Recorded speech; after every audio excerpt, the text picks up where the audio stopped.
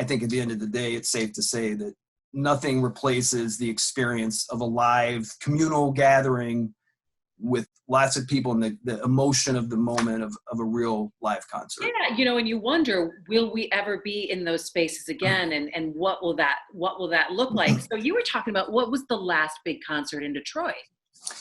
Not just one of the last big concerts in Detroit, but possibly the last major stadium show in the United States. Yeah, there you go, Garth Brooks. Before the world turned upside down. And I'll show you something as well that might send a little shiver up your spine. This was the scene inside that stadium that night. At Ford Field. Amazing. It's going to be a long time before we see that sort of scenario again. Is this like the disruption that is going to have to spawn something totally different in the music industry?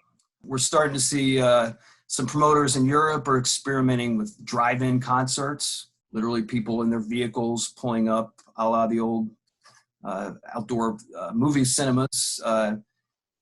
There's one thing that's been missing with these online events. They've mostly been solo performances just by virtue of the social distancing. So you're not seeing a lot of bands and whatnot. Yeah, you'll probably see some innovative stuff like maybe an outdoor show where there's a performer up on a stage and X number of people can spread out blankets this far apart in a park.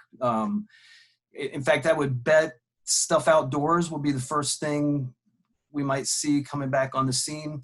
So you are working on a story on an event for the city of Detroit is putting on a virtual event.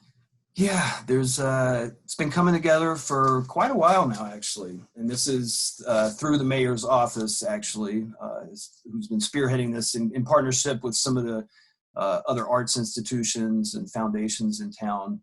They're calling it Everybody versus COVID, which is inspired by the Detroit versus Everybody. That'll feature 40-something artists, performers, celebrities doing a mix of performances and PSAs. And Detroit Public Television and the Detroit Free Press are kind of teaming up now to pool our resources to cover arts and culture really and expand it, because I think so many people are hungering for a lot of the things that brought them joy in the arts and be able to gather with people.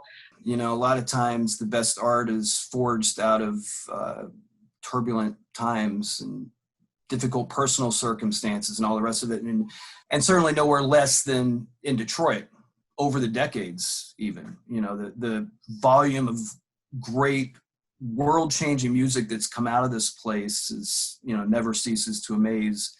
And I think a lot of it has to do with Detroit's uniquely gritty environment and all the rest of that stuff. And sure, I think we are undoubtedly going to see some great art emerge out of this time.